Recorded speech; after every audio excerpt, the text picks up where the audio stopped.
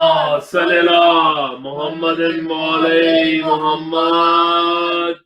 بسم اللہ الرحمن الرحیم. الحمدللہ الذی جعلنا من المتمسکین بولایت امیر المؤمنین. اللہم ایاک نعبد و ایاک نستعین. الصلاۃ والسلام بتحیۃ والاکرام علی اشرف الانبیاء والمرسلین واولادہ الطیبین الطاہرین المعصومین. ثم صلاۃ والسلام علی اباء الحسین وابناء الحسین واجداء الحسین واولاد الحسین وصحاب الحسین وانصار الحسین ولعن اللہ تعالی علی اعداء الحسین. اما بعد فقد قال حق سبحانہ وتعالی فی کتابہ المجید. بسم اللہ الرحمن الرحیم. قد جاءکم من اللہ نور وکتاب مبین. صلوات. اللہم صلی اللہ محمد مولی محمد. معرفت سرکار ولی العصر، معرفت حجت خدا، معرفت امام زماں کی نسبت سے اس عشرہ محرم کی آج کی دوسری مجلس آپ کی توجہات کی نظر ہے. ہر صاحب ایمان پر سرکار ولی العصر کی معرفت کو واجب کیا گیا، کیونکہ وہ اس دور کی حجت ہیں، اس دور کے امام ہیں، اس دور کے مولا. ہر ایک امام کی معرفت واجب ہے، لیکن ہر ریت پہ اس کے حاضر امام کی معرفت بقدر زیادہ واجب ہے. وہ اس وجہ سے کہ اگر ریت اپنے آقا کے حقوق سے واقف نہیں ہوگی تو وہ ریت کہلوانے کا حق نہیں رکھتی. سب سے مشہور مذہب آل محمد میں جو حدیث ہے، جو دعا ہے، جس دعا کو پڑھنے کا حکم بھی دیا گیا ہے، وہ دعائے معرفت ہے. اور دعائے معرفت میں بھی ہر ایک مومن اللہ سے معرفت چاہتا ہے کہ حجت دورہ کی معرفت اسے نصیب. ایک بڑی مشہور و معروف حدیث ہے، من ماتا ولم یعرف امام زمانہ ماتا میتۃ جاہلیہ، کہ جس نے اپنے وقت کے امام کی معرفت نہیں رکھی. یہاں پر لفظ معرفت آیا ہے، لفظ علم نہیں آیا. یہاں پر یہ نہیں کہا گیا کہ جس نے اپنے وقت کے امام کا علم نہیں رکھا. یہاں پر لفظ آیا ہے معرفت کا. علم اور ہے، معرفت اور ہے.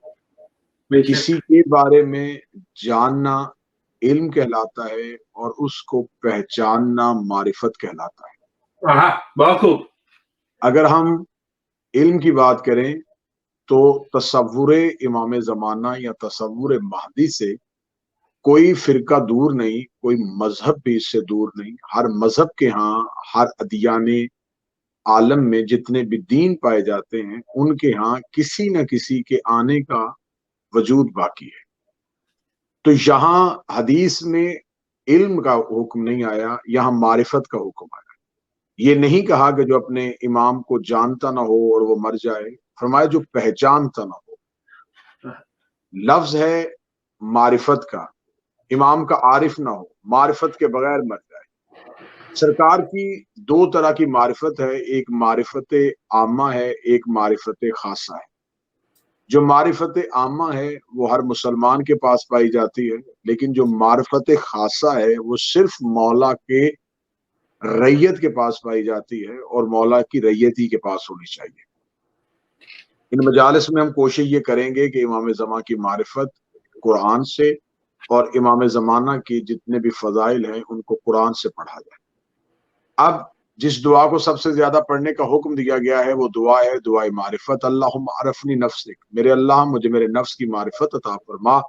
اگر میں نے اپنے نفس کو نہیں پہچانا تو میں اپنے رسول کو کیسے پہچانوں گا، اور اگر میں نے اپنے رسول کو نہیں پہچانا تو میں حجت کو کیسے پہچانوں گا، اور اگر میں نے حجت کو نہیں پہچانا تو میں دین سے گمراہ ہو جاؤں گا. اگر تو نے مجھے اپنے رسول کی معرفت عطا نہ کی تو میں تیری حجت کو نہیں پہچان سکوں گا. خدا کی معرفت ضروری ہے، اگر نہ ہو تو نقصان کیا ہے کہ رسول کی معرفت نہیں ہو. رسول کی معرفت ضروری ہے، کیونکہ رسول کی معرفت نہ ہو تو نقصان کیا ہے کہ حجت کی معرفت ممکن نہیں. اس کا مطلب ہے کہ معرفت اللہ سے شروع ہوتی ہے اور انسان کو حجت تک لے کے آتی ہے۔ پروردگار اگر تو نے اپنی حجت کی معرفت عطا نہ کی تو میں اب اس لفظ کو سمجھنے کی ضرورت ہے جو دعائے معرفت میں پڑھا جاتا ہے، اگر تو نے اپنی حجت کی معرفت عطا نہ کی تو یہاں لفظ یہ نہیں ہے کہ میں گناہ گار ہو جاؤں گا، یہاں لفظ نہیں ہے کہ میں خطا کار ہو جاؤں گا، یہاں لفظ نہیں ہے کہ میں بے سر و سامان ہو جاؤں گا، یہاں لفظ یہ ہے کہ اگر تو نے مجھے اپنے حجت کی معرفت عطا نہ کی تو میں بے دین ہو جاؤں گا۔ بے شک، یعنی کہ حجت کی معرفت اتنی ضروری ہے کہ اگر آپ نے وقت کے امام کی معرفت نہ کی تو صرف گناہ گار نہیں ہوتے، دین سے نکل جاتے ہیں۔ بے شک، آج حقوق امام زمانہ پہ بات کریں گے۔ حقوق امام زمانہ پہ جہاں گفتگو ہوتی ہے تو سرکار امام زمانہ کا جو پہلا حق ہے ریت پہ، وہ حق ہے امام کا انتظار۔ اور یہ بات بڑی سمجھنے کی بات ہے، اس بات کو سرسی نہ لیجئے گا، اس بات کو سمجھیے گا کہ سرکار امام زمانہ کا انتظار ریت پہ واجب ہے۔ بے شک، بے شک، کیسے واجب ہے؟ آئیے قرآن سے امام زمانہ کا پہلا حق پڑھتے ہیں۔ خداوند متعال سورہ یونس میں ارشاد فرماتا بسم اللہ الرحمن الرحیم قل فانتظروا انی معکم من المنتظرین، کہہ دیجئے کہ آپ بھی انتظار کریں اور میں بھی آپ کے ساتھ انتظار کرنے والوں میں۔ اور خدا قرآن میں جو لفظ کل کہہ کے کہہ دیجئے یہ کرو تو وہ امت کے لیے مستحب نہیں، امت کے لیے واجب ہو جاتا ہے۔ جب خدا نے کہا فانتظروا انتظار کرو تو یہ خدا کا کرو کہنا حکم کے معنی میں آتا ہے، یعنی خدا چاہتا ہے کہ ہم انتظار کریں۔ اب انتظار کرنا ہم پہ مستحب نہیں، انتظار کرنا واجب ہے۔ رسول صرف مومنین پر واجب نہیں، کہہ دو کہ تم بھی انتظار کرو۔ یعنی کہ خدا نے اس بات کو سمجھیے کہ خدا نے قرآن میں کہا نماز پڑھو، خدا نے قرآن میں کہا روزہ رکھو، خدا نے قرآن میں کہا زکوٰۃ دو، لیکن خدا نے قرآن میں یہ کہیں نہیں کہا کہ نماز پڑھو میں بھی تمہارے ساتھ نماز پڑھوں گا۔ خدا نے قرآن میں یہ نہیں کہا کہ روزہ رکھو میں بھی تمہارے ساتھ سحر و افطار کروں گا۔ خدا نے یہ نہیں کہا کہ میرے گھر کا طواف کرو میں بھی تمہارے ساتھ طواف کروں گا۔ انتظار اتنی بڑی عبادت ہے کہ خدا کہہ رہا انتظار کرو میں بھی تمہارے ساتھ انتظار کروں۔ کیا بات ہے جی علماء۔ یعنی کہ انتظار حجت یہ چیز ہے کہ انتظار حجت میں خود خدا بھی مخلوق کے ساتھ شامل ہو جاتا ہے۔ کیا بات۔ اور خدا نے اگلی ذرا معرفت سمجھیے گا کہ خدا نے جب انتظار کا حکم دیا تو خدا نے یہ نہیں کہا کہ انتظار اے میرا حبیب مدینہ والوں سے کہو انتظار کرو، کلمہ پڑھنے والوں سے کہو انتظار کرو۔ خدا نے یہ حکم تخصیصی نہیں کیا، یہ حکم عمومی کیا ہے۔ خدا نے مخصوص لوگوں کے لیے نہیں کہا، خدا نے مطلقاً یہ حکم دیا ہے کہ انتظار کرو۔ جب خدا نے انتظار کیا ہے تو اس کا مطلب ہے کہ جو جو خدا کی بادشاہی میں ہے، جو جو خدا کی حکومت میں ہے، یہ حکم ہر اس کے لیے ہے جو خدا کو خدا کہتا ہے۔ اس کا مطلب ہے کہ انتظار جو ہے وہ صرف انسانوں پہ واجب نہیں ہے، انتظار کے لیے حکم ہے تم بھی انتظار کرو میں بھی انتظار کروں گا۔ زمین کو حکم ہے کہ انتظار کرو، آسمان کو حکم ہے کہ انتظار کرو، عرش کو حکم ہے کہ انتظار کرو۔ یعنی کہ انتظار حجت زمین والوں پہ بھی واجب ہے، آسمان والوں کے لیے بھی واجب ہے، اور کائنات کی ہر مخلوق پہ واجب ہے، کیونکہ معصوم جب حجت کی تعریف کرتے ہیں تو معصوم فرماتے ہیں کہ حجت اسے کہتے ہیں جس کی اطاعت کائنات کے ذرے ذرے پر واجب ہو۔ تو جس پہ حجت کی اطاعت واجب ہے اس پہ ولی العصر کا انتظار واجب ہے۔ بے شک۔ ایک شخص حضرت امام موسیٰ علیہ السلام، موسیٰ کاظم علیہ السلام کی بارگاہ میں آیا، ابو جارو صحابی ہے۔ اس نے آ کے معصوم سے پوچھا کہ مولا کوئی حکم فرمائیے۔ مولا نے فرمایا انتظار انتظار انتظار۔ 3 بار جب امام نے انتظار کیا کہا تو اس نے کہا کہ مولا ایک ایسے شخص کا انتظار جو ابھی دنیا میں نہیں آیا، اس کے منتظر ہیں ہم۔ بھلا بھی ہوگا اس کا کہ ہم صرف انتظار کرتے رہیں۔ اب لفظ سنیے گا جو معصوم کی حدیث ہے۔ امام موسیٰ کاظم نے کہا من کان منتظر لہذا الامر، جو شخص بھی ہمارے قائم کا انتظار کرتے کرتے مر گیا، یہ نہ سمجھے کہ وہ بستر پہ مرا، یہ سمجھے کہ وہ امام کے خیمے میں مرا۔ کیا بات ہے، کیا بات ہے، بہت خوب۔ یعنی کہ یہ لفظ کسی شاعر کا تخیل نہیں، کسی خطیب کا نقطہ نہیں، سرکار حضرت امام موسی کاظم علیہ السلام فرما رہے ہیں کہ جو بھی انتظار حجت میں مرا تو وہ یہ نہ سمجھے کہ وہ بستر پہ مرا، یہ سمجھے کہ امام کے خیمے میں۔ یہ نہیں کہا کہ امام کے ساتھ میدان میں، یہ نہیں کہا امام کی نصرت میں، یہ کہا کہ امام کے خیمے میں مرا۔ یہ ہے حق انتظار کا۔ انتظار کرتے کرتے جہاں بھی مرا، بالکل اپنے آپ کو ایسے سمجھے کہ وہ امام کے سامنے، امام کے خیمے میں مرا، امام کی موجودگی میں مرا، امام کی معرفت میں مرا تو انتظار مارا۔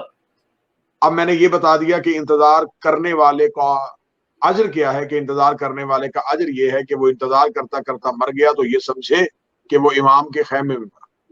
اب اگر آپ اجازت دیں تو میں ایک جملے میں معصوم کے حکم کے ساتھ فرما دوں کہ انتظار نہ کرنے والے کے لیے جرم کیا ہے۔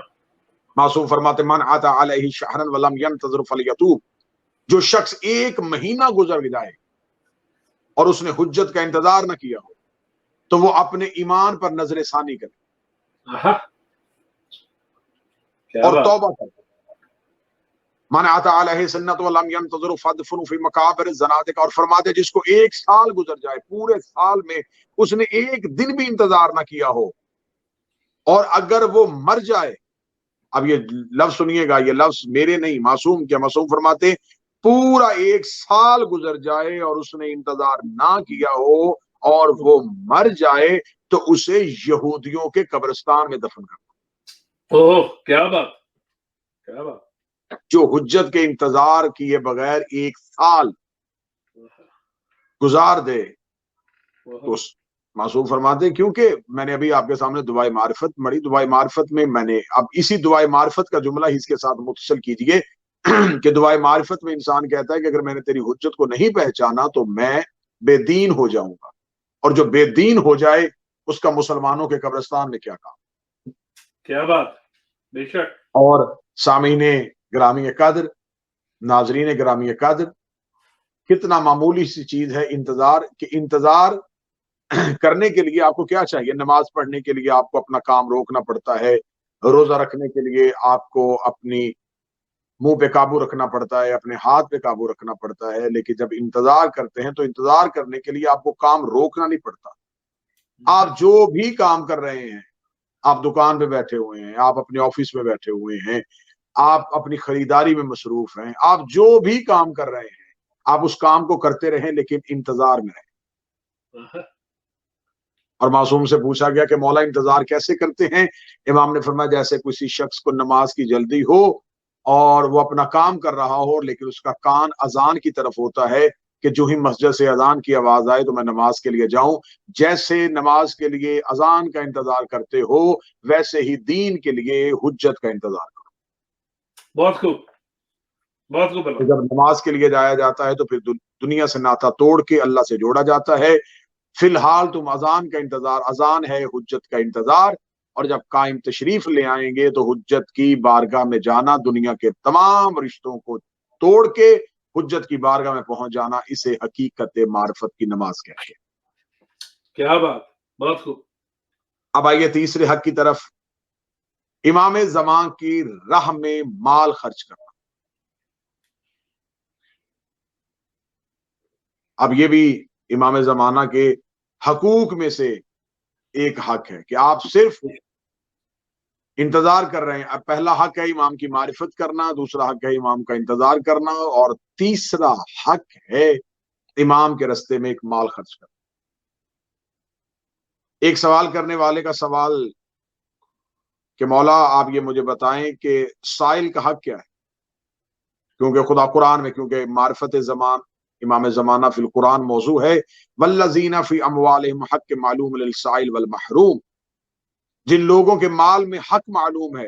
ایک سوال کرنے والے نے کہا کہ مولا حق کے معلوم للسائلین کیا ہے، والمحروم، محرومین نہیں کہا بلکہ محروم کہا، کہ ایک سوال کرنے والے کا حق، ایک سوال کرنے والے کو اس کے حق سے محروم کیا۔ ممکن ہے یہاں کوئی سائل سے مراد گداگر سمجھ رہے، ہرگز ایسا نہیں۔ سائل اور گداگر میں بڑا فرق ہے۔ آپ ایک کاغذ پہ سوال لکھ کے بھیجے کہ آپ اس سوال کا جواب دیں تو آپ سائل ہیں، گداگر نہیں۔ تو اللہ نے یہ نہیں کہا کہ کسی گداگر کا حق، بلکہ حق للسائل، سائل کا حق۔ گداگر کو دیتے ہو تم اپنی مرضی سے، صدقہ دو، خیرات دو، جو بھی دو، لیکن یہاں حق واجب ہے۔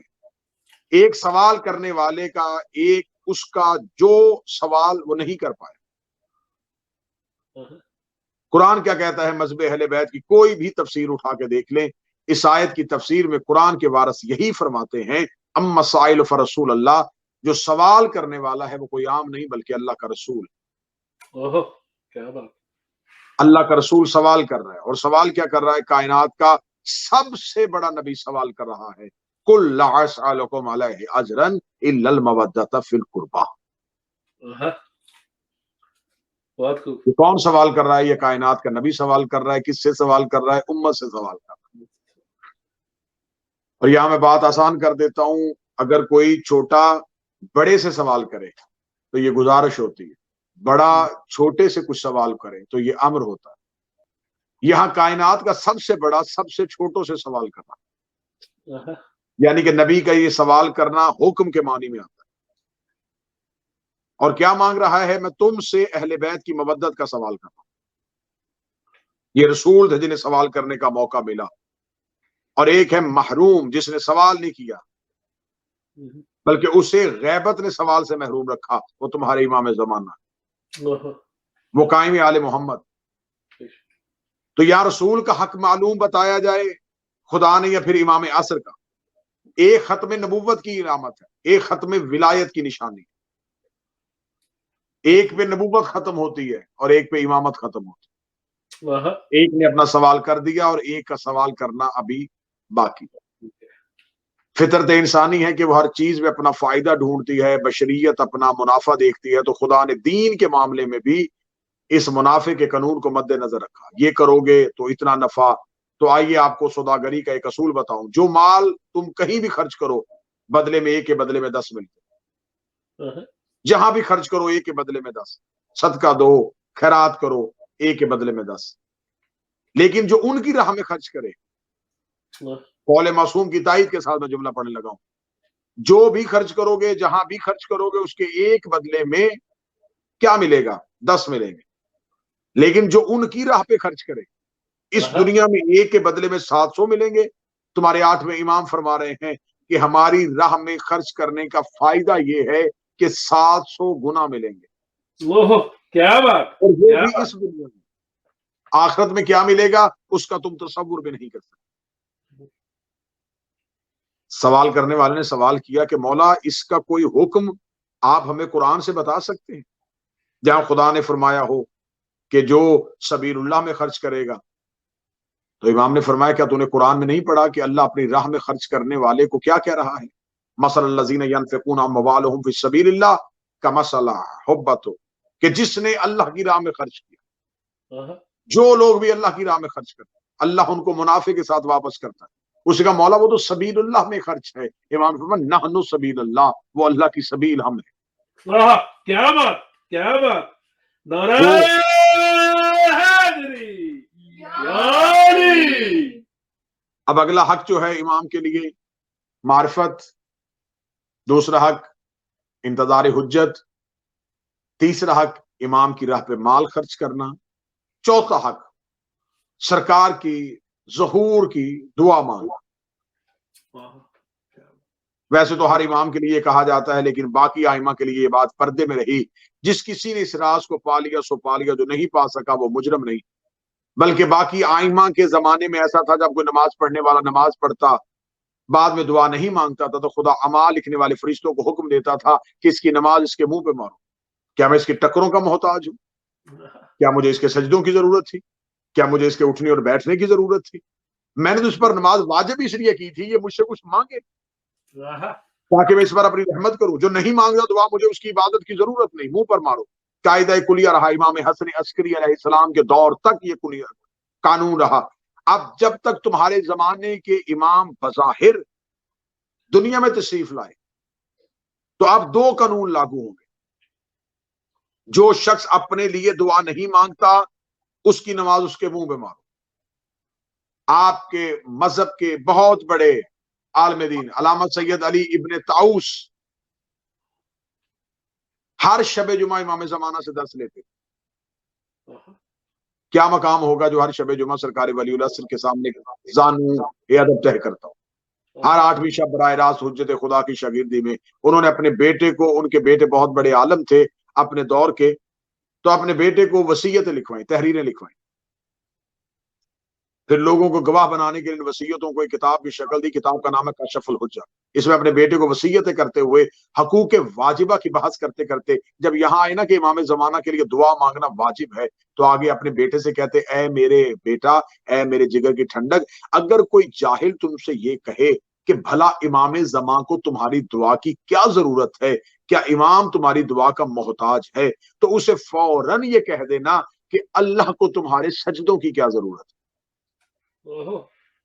اللہ بے نیاز ہے، اسے تمہارے سجدوں کی کیا ضرورت ہے.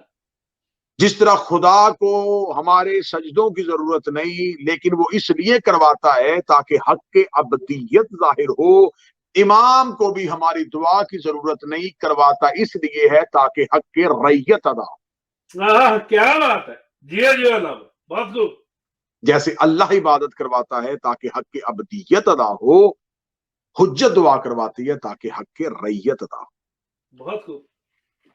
علامہ سید علی ابن طاؤس نے اپنے بیٹے سے وصیت میں کہا کہ امام بے نیاز ہے، لیکن تم امام سے بے نیاز نہ ہونا.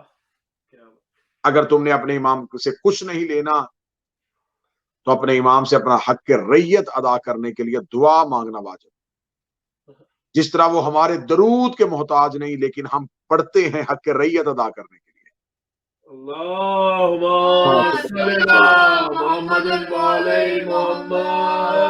اس طرح ہماری دعا کی انہیں احتیاج نہیں کہ ہم دعا کریں گے تو ان کا ظہور ہوگا، ہم دعا نہیں کریں گے تو ان کا ظہور نہیں ہوگا.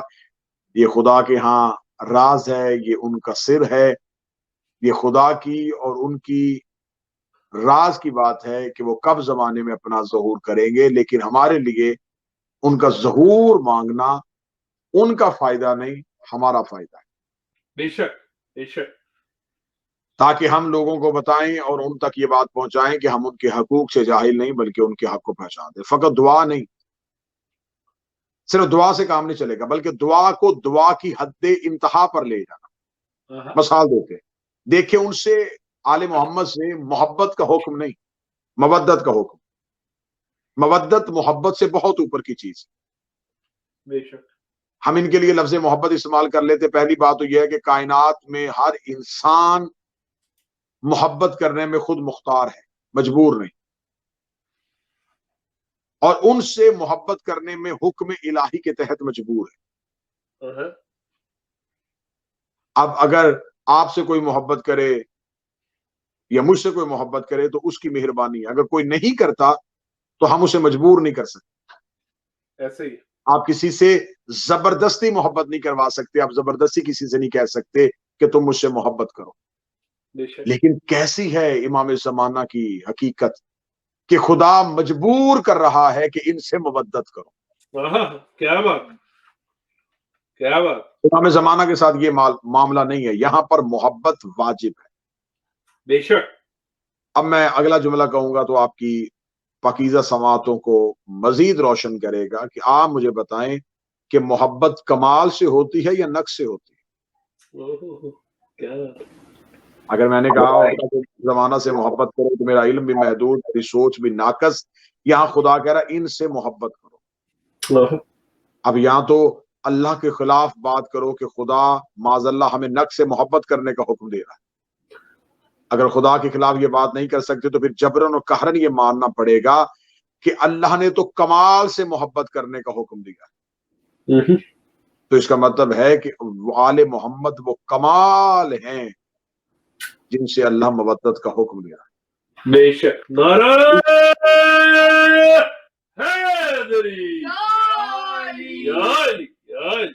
خدا نے ان میں کمال ہی کمال بھرا ہے، تبھی تو ان کی محبت کو ہم پر واجب کیا ہے. اب آئیے جن کے لیے ہماری محبت ناقص ہے ان کے لیے بھی ہماری طرز دعا مختلف ہے. دیکھیں اپنے مشاہدے کی بات کرتے ہیں، آپ کا بھی تجربہ ہوگا، ہر انسان کو اپنی اولاد سے محبت ہوتی ہے اور ہے بھی. لیکن اس کے باوجود کہیں نہ کہیں یہ محبت ناقص دکھائی دیتی ہے۔ مثلا کہیں پہ آپ جس سے محبت کرتے ہوں، آپ اس کے ساتھ بیٹھے ہوں اور ایک ناگہانی مصیبت آ جائے تو فطرت انسانی ہے کہ انسان اپنی جان بچانے کی کوشش کرتا ہے، لیکن جو ہی جس سے محبت کی جائے اگر وہ اکیلا مصیبت میں ہو تو انسان دعا کر کے اسے اس مصیبت سے نکالنے کی کوشش کرتا ہے۔ اب اس کا مطلب ہے کہ جہاں خود کو بچایا جائے اور دوسرے کی پرواہ نہ کی جائے وہاں محبت ناقص ہے۔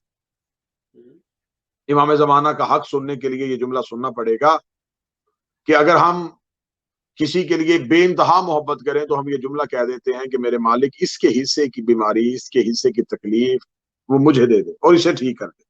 ایسا ہی یہ محبت ہے اور مشروط محبت، جس سے کامل محبت کرو گے تو اس کے لیے اسی طرح ہے۔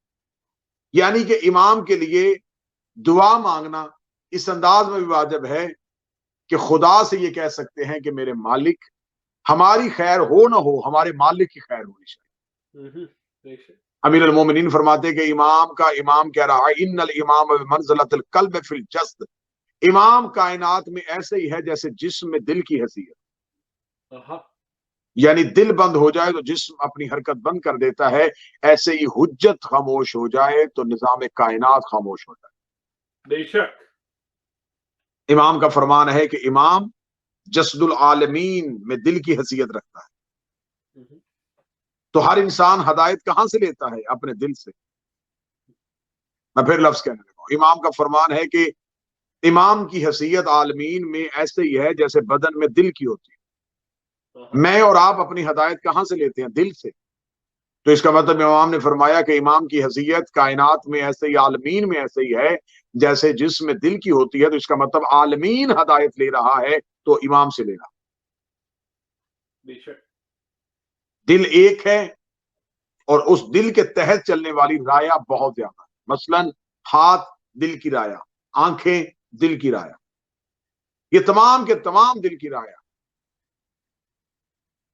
دل کہتا ہے تو ہاتھ اٹھتا ہے، دل کہتا ہے تو پاؤں اٹھتا ہے۔ جیسے دل کے بغیر بدن حرکت نہیں کرتا ویسے حجت کے بغیر کائنات کا ذرہ بھی حرکت نہیں کرتا۔ کیا بات ہے، بے شک۔ اور جیسے عضو کو تکلیف ہو تو دل کو تکلیف ہوتی ہے، ایسے ہی عالمین کا سلطان وقت کا امام۔ علامہ شیخ مفید علیہ رحمہ کی ایک توقیہ مبارکہ ہے، شیخ مفید کو سرکار امام زمانہ لکھا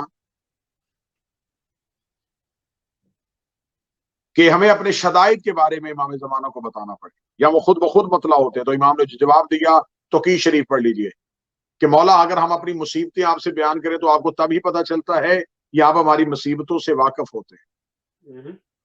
کیا آپ کو ہم بتائیں کہ ہمیں یہ تکلیف ہے یا آپ کو خبر ہوتی ہے کہ ہمیں کیا تکلیف ہے؟ تو انتصار شاہ صاحب جملہ سنیے گا، سرکار نے توقیہ کا جو جواب لکھا وہ جواب سنیے گا۔ فرمایا اے شیخ اگر ایک لمحے کے لیے ہم تم سے اپنی نظر ہٹا لیں تو تمہارے دشمن تمہیں مٹا ڈالیں۔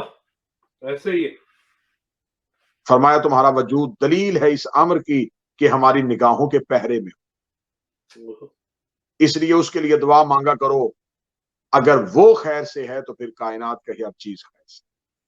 بے شک بے شک۔ پانچواں حق شدت میں، تکلیف میں، مشکلات میں اپنے وقت کے امام کو بلانا اور ان سے مدد طلب کرنا۔ کیا بات، یہ بھی امام کے حقوق میں سے ایک۔ اگر آپ اپنے وقت کے امام کو مشکل میں اور مصیبت میں نہیں پکارتے تو یہ سمجھیے کہ آپ امام سے روگردانی کر رہے ہیں اور امام کے ہونے والی حقیقت کا انکار کر رہے ہیں۔ مثلا اگر کوئی انسان تکلیف میں اپنے ماں یا باپ کو تکلیف یا اس درد کا احساس بتاتا ہے، اس کا درد کا احساس بتانا اس بات کی دلیل ہے کہ میرے پاس میرے رشتوں میں سب سے قریبی رشتہ میرے ماں کا ہے، میرے باپ کا ہے، جسے سب سے پہلے میں اپنی تکلیف بتاتا ہوں۔ تو جسے تم اپنا رشتہ سمجھتے ہو یہ رشتے क़यामत वाले दिन टूट जाने हैं। अगर माँ और बाप से भी करीबी रिश्ता है तो वो रैयत का अपने इमाम के साथ रिश्ता है। बेशक। अगर आपने अपने वक्त के इमाम को अपनी तकलीफ नहीं बताई तो ये सवाल भी क़यामत वाले दिन होगा कि जब तू जानता था कि तेरा इमाम जिंदा है तो तूने अपनी तकलीफ को अपने इमाम की बारगाह में क्यों नहीं पहुंचाया। क्या बात, बहुत खूब। देखिए, एक आयता मस्जिद में, उसमें कोई शख्स जाके नमाज नहीं पढ़ता तो वो मस्जिद मैदान क़यामत में फरियाद करेगी कि ऐ मेरे अल्लाह, मैं इस शख्स के करीब रहती थी, ये दाएं बाएं से गुजरता था और इसने मेरे मकसद को नहीं पहचाना। तो अगर मस्जिद नमाजी का गिला कर सकती है तो क़यामत के मैदान में हुज्जत राया का गिला कर सकती ऐसे है। मैदान क़यामत में अगर जिसने शिफात करवानी है, जिसने आपको जन्नत देनी है, जिसने आपके सवालात के जवाबात देने हैं, जो शाफी महशर है, जिसने क़यामत के मैदान में खड़े करके आपसे पूछना है, अगर वो ही आपसे पूछ ले कि जब मैं मौजूद था तो तूने मुश्किल में मुझे पुकारा क्यों। तो सरकार वलीउल असर के हकूक में से एक हक ये है अपने वक्त के इमाम को बुलाना। बहुत सारे वाकयात हैं, उन वाकयात को कोट करूंगा तो बहुत ज्यादा तफसील हो जाएगी कि एक शख्स ने इमाम से पूछा था कि मौला, हम आपको बुलाएं तो मुश्किल हल करने में कितना वक्त लगेगा। इमाम फरमाते हैं कि तुम पर जो मुश्किलें आती हैं हम उन मुश्किलों को जानते हैं। बाज़ औक़ात वो मुश्किलात तुम पे आजमाइश के लिए इसलिए रखी जाती हैं कि ताकि तुम्हारी आजमाइश लें कि तुम इस मुसीबत में भी हमें याद रखते हो कि नहीं याद रखते। क्या बात, जिसे तुम मुसीबत समझते हो वो हमारी तरफ से आजमाइश होती है। फिर जब तुम आजमाइश से निकलते हो तो हम तुम्हें बेहतर अजर देते हैं उस आजमाइश के सब्र की सूरत। और इमाम फरमाते हैं अगर तुम आजमाइश में घबरा गए तो इसका मतलब है कि तुम्हारी उस आजमाइश को हम तौलानी कर देते हैं, तवील कर देते हैं तुम्हारे उस बेसब्र होने की वजह से। अगर मुसीबत आए तो सबसे पहले उस मुसीबत को देखो कि वो आजमाइश है। अगर वो आजमाइश है तो अपने वक्त के इमाम के फैसले का इंतजार करो। इमाम फरमाते हैं कि जब तुम हमें पुकारते हो तो तुम्हारे पुकारने में देर है, हमारे आने में देर नहीं होती। क्या बात है, बहुत गुड। जैसा कि अब मैं एक वाकया कोट करूंगा तो बात ज्यादा आसान हो जाएगी। इमाम जाफर सादिक अलैहिस्सलाम का दौर था। मंसूर दवान की पाबंदी लगा दी थी कि इमाम से मिलने पर पाबंदी है। एक शख्स इमाम से मिलने के लिए अपने घर से निकला, लेकिन आध रास्ते में वापस पलट आया कि कहीं बादशाह के हाथ लग गया, कहीं किसी ने दरबार में जाके बता दिया तो मेरे लिए कोई मुसीबत ना आ जाए। तो जो ही वो वापस आ गया और वापस आके वो घर के अंदर बैठ गया तो थोड़ी देर बाद उसने देखा कि उसके घर के दरवाजे की दस्तक हुई। उसने जाके दरवाजा खोला तो खुद इमाम सादिक दरवाजे पे खड़े थे। उसने इमाम को अपने दरवाजे पे खड़े देखा तो उसने कहा कि मौला, मैं आपसे मिलने के लिए घर से निकला था लेकिन हुकूमत के खौफ की वजह से घर में आ गया। इमाम ने मुस्कुरा के कहा, तुम्हें हमसे मिलने पर पाबंदी है, हमें तुमसे मिलने पर कोई पाबंदी नहीं। क्या बात है, क्या बात है जी।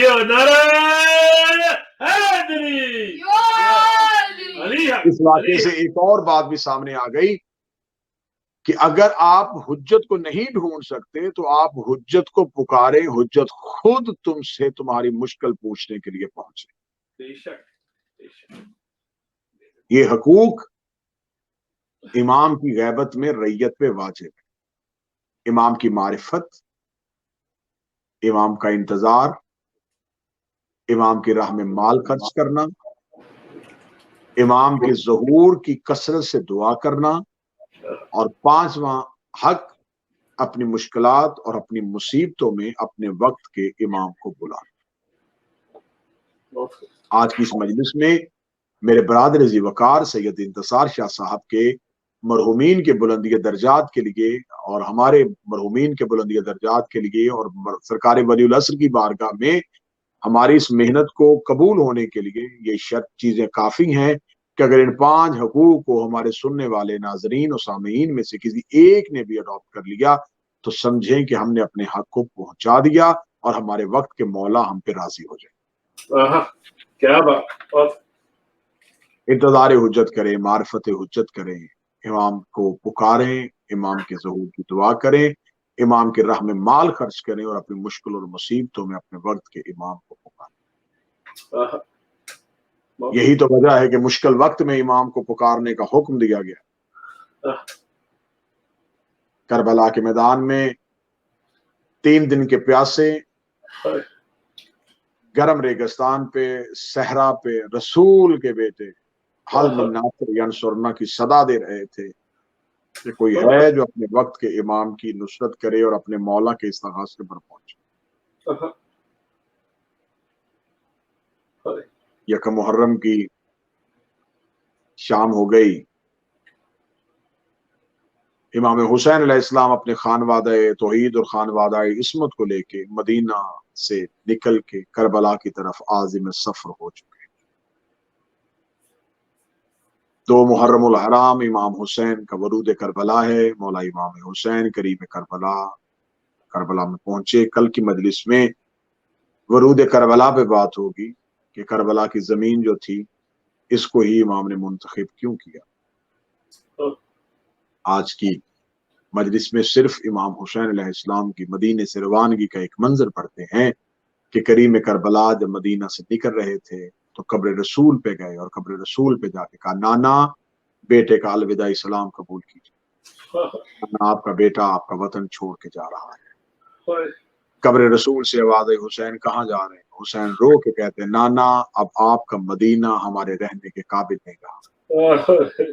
नाना वो मदीना जिसे आपने इंतहाई मोहब्बत के साथ आबाद किया था, उस मदीने की अब ये हालत हो गई है कि उस मदीने में लोग शरीफों को सताते, उस मदीने में शुरफा की बेटियां पहलू पे हाथ रखे चले जाती, उस मदीने में जनाजों पे तीर बरसाए जाते।